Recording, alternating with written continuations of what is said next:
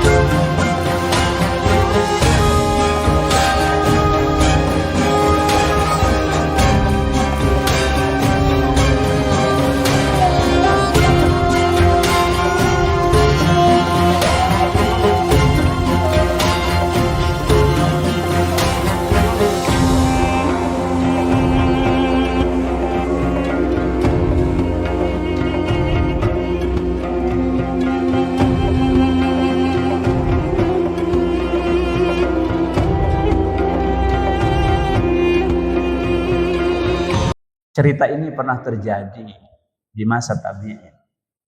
Dalam kitab Al-Nawadir ada cerita dari Abdullah ibn Mubarak. Beliau setahun itu setelah melaksanakan ibadah haji, qadarullah ketiduran. Dalam tidurnya Abdullah ibn Mubarak mendengar dialog dua malaikat. Malaikat yang pertama bertanya pada malaikat yang kedua, berapa gerangan jumlah jamaah yang melaksanakan ibadah haji pada tahun ini? Malaikat kedua menjawab, ada 600 ribuan. Dari 600 ribu itu, malaikat pertama bertanya lagi, berapa yang diterima oleh Allah amal ibadahnya? Malaikat yang kedua menjawabnya, dari 600 ribu itu yang melaksanakan ibadah haji, yang berangkat dengan caranya, pada tahun ini tidak satu pun yang Allah terima pahalanya. Nangis. Abdullah ibn Mubarak nangis sejadi-jadi. Karena beliau salah satunya yang berangkat tahun itu. Tapi kemudian malaikat yang kedua itu melanjutkan. Tetapi ada satu orang yang dia tidak berangkat ke tanah suci, tapi diterima amal ibadahnya, mendapatkan pahala haji. Bahkan karena satu orang inilah Allah ridho dan menerima seluruh ibadah 600 jamaah yang hadir pada tahun ini. Masya Allah. Siapa gerangan? Orang malaikat bangunlah Ali Abdullah ibn Mubarak dan mencari Ali al-Muwaffaq ke kota Damsyik. Ketika sudah sampai ke kota Damsyik dan bertemu dengan Ali al-Muwaffaq, kemudian Abdullah ibn Mubarak bertanya, wahai Tuan, apa gerangan amalan yang dilakukan oleh Tuan sehingga amal ibadah Tuan pada tahun ini ibadahnya diterima menjadi ibadah haji oleh Allah. Bahkan karena Tuhan, seluruh jamaah pada tahun ini yang ditolak oleh Allah, dengan Allah ridho dan memberikan ganjaran pahala bagi mereka. Karena apa gerangan amalan yang dilakukan? Kemudian Ali al-Muwaffaq bercerita, ya benar Tuhan, harusnya tahun ini kami berangkat ke tanah suci. Tetapi qadarullah, istri saya hamil. Pada saat istri saya hamil ini, beliau ngidam kepingin sesuatu. Pada tengah malam, pada suatu malam beliau mencium aroma masakan yang enak. Seperti istri saya meminta saya untuk mencari sumber makanan itu dan membeli makanan. Maka pergilah malam itu saya mencari makanan.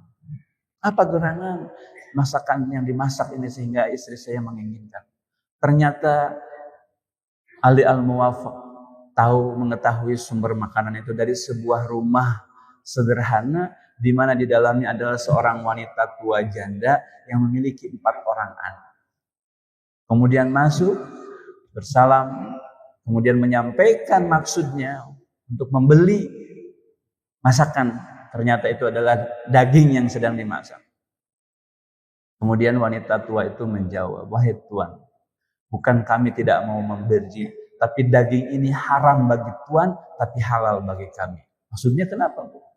Karena daging yang kami masak pada malam hari ini adalah bangkai dari keldai yang mati beberapa hari dibuang oleh tuannya. Kemudian kami ambil dan kami masak. karena 3 hari kami kelaparan tidak makan. Masya Allah. Menangis Ali Al-Muwaffaq dan menceritakan kejadian itu kepada istrinya, dan mereka berdua sepakat kalau sebagian besar harta ongkos haji tahun itu yang tadinya dipergunakan untuk ibadah haji yang sudah dikumpulkan berpuluh-puluh tahun, mereka sepakat untuk disedekahkan sebagian besarnya untuk kehidupan wanita tua ini dan membantu pendidikan 4 orang anak. Masya Allah. Ternyata karena keikhlasan seseorang, walaupun dia tidak berangkat ke tanah suci, Bu, di mata Allah sudah diterima amal ibadah. Makanya kita jangan putus asa, jangan berkecil hati bagi mereka yang belum berangkat ke tanah suci. Atau jangan takabur mereka yang merasa sudah berangkat berkali-kali ke tanah suci, belum tentu diterima amal ibadah. Tetapi ketika kita niatkan untuk menabung untuk ibadah haji, berpuluh-puluh tahun, 30 tahun, 40 tahun, sejatinya dia sudah mabrur sebelum dia berangkat ke tanah suci. Kenapa? Karena kemabruran seorang haji. Tapi ketika ikhlas melaksanakan ibadah haji, ketika dia mempersiapkan nabungnya itu, membersihkan harta, karena ini kalau naik haji dibersihkan dari harta-harta yang haram, dia sudah membersih, maka sejatinya dia sudah mabrur sebelum berangkat ibadah haji. Beliau menjaga syariat selama melaksanakan ibadah, mabrur ketika di sana. Dan ketika pulang menjaga apa nilai yang dia peroleh dari selama ibadah haji, dia jaga. Itulah yang disebut dengan kemabruran. Hanya selalu doa, Allahumma ij'alna hajjan mabruran wa sa'yan maghfur wa dzamban maghfur. Diampuni dosanya. Yaitu yang mabrur tidak hanya dalam prosesnya.